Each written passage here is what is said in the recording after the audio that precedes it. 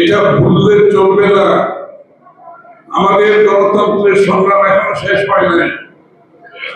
এখনো গণতন্ত্র বিরোধীরা চক্রান্ত করছে কিভাবে এই নির্বাচনকে বাধাগ্রস্ত করা যায়, বিলম্বিত করা যায়।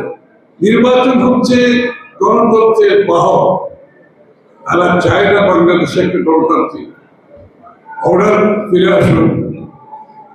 কারণ গণতন্ত্র না থাকলে যাদের লাভ, তারা গণতন্ত্র চাইবে কেন? কাদের লাভ সেটা তো আপনারা বুঝতেই পারছেন। সুতরাং এই যুদ্ধে আমাদেরকে জিততে হবে, ঐক্যবদ্ধভাবে থাকতে হবে।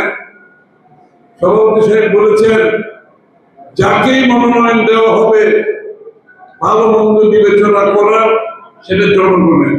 আমাদের হচ্ছে তার জন্য, তাকে জিতিয়ে আনার জন্য সম্মুখভাবে থাকতে হবে, পিছন থেকে না, সম্মুখভাবে থাকতে হবে। এবং আপনার কার্যক্রম জনগণের সম্মুখে দৃশ্যমান থাকতে হবে। এটা হচ্ছে শহীদ জিয়ার সৈনিকের কাজ, এটা হচ্ছে বেগম খালেদা জিয়ার সৈনিকের কাজ, এটা হচ্ছে তারেক রহমানের সৈনিকের কাজ। এই যুদ্ধে যদি আমরা জিততে না পারি, বাংলাদেশ হেরে যাবে, বাংলাদেশ হেরে যাবে, গণতন্ত্র হেরে যাবে, আমরা হেরে যাব। সুতরাং এই যুদ্ধে জিততে হবে। আমি বেশি বক্তব্য রাখবো না। ওই 7ই নভেম্বরের চেতনায় আবার যুদ্ধে জিততে হবে। 7ই নভেম্বরের চেতনায় যেভাবে জাতিকে ঐক্যবদ্ধভাবে শহীদ প্রেসিডেন্ট জিয়া রহমান সাহেবকে মুক্ত করেছিল, ওই চেতনায় আমাদের বাংলাদেশকে মুক্ত করতে হবে। আপনারা দেখতে পাচ্ছেন, একদিকে নির্বাচনের কথা বলছে, অন্যদিকে বিভ্রান্তি সৃষ্টি করতে চাচ্ছে, বাধাগ্রস্ত করতে চাচ্ছে, অগণতান্ত্রিক কার্যক্রমের মাধ্যমে দাবি আদায় করতে চাচ্ছে, জোর জবরদস্তি করে দাবি আদায় করতে চাচ্ছে, চাপিয়ে দিতে চাচ্ছে অন্যের দাবি আমাদের উপর, দেশের উপর। বাংলাদেশের মানুষ এটা গ্রহণ কোন সময় গ্রহণ করে নাই। কারো কিছু থাকলে আপনার নির্বাচনী ম্যানিফেস্টোতে নিয়ে জনগণের কাছে যান, আরো জনের উপর চাপিয়ে দেওয়ার চেষ্টা করবেন, ওই জোর জবরদস্তি করে শেখ হাসিনার পথে চলবেন।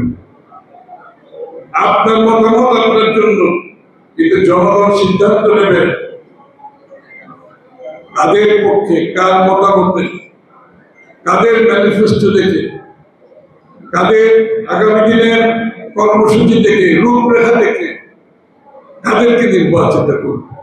এই জন্য আমরা কিন্তু, আপনারা লক্ষ্য করেছেন, আমরা কারো মুখোমুখি হচ্ছি না, আমরা কিন্তু কোনো সাংঘর্ষিক রাজনীতিতে যাচ্ছি না। কারণ বিএনপি গণতন্ত্রে বিশ্বাস করে। এই জন্য আমরা অনেক কিছু গ্রহণ না করেও সহ্য করে যাচ্ছি, গ্রহণ না করেও সহ্য করে যাচ্ছে। কারণ গণতন্ত্রের সাথে বাংলাদেশের মানুষ সিদ্ধান্ত দেবে। সেই জন্য আমরা একটা সহনশীল রাজনীতির পথে চলছি। কারণ বাংলাদেশের রাজনীতিতে সংস্কৃতি বদলাতে হবে। শত সংস্কার করে কোনো লাভ হবে না যদি রাজনৈতিক সংস্কৃতি পরিবর্তন না হয়।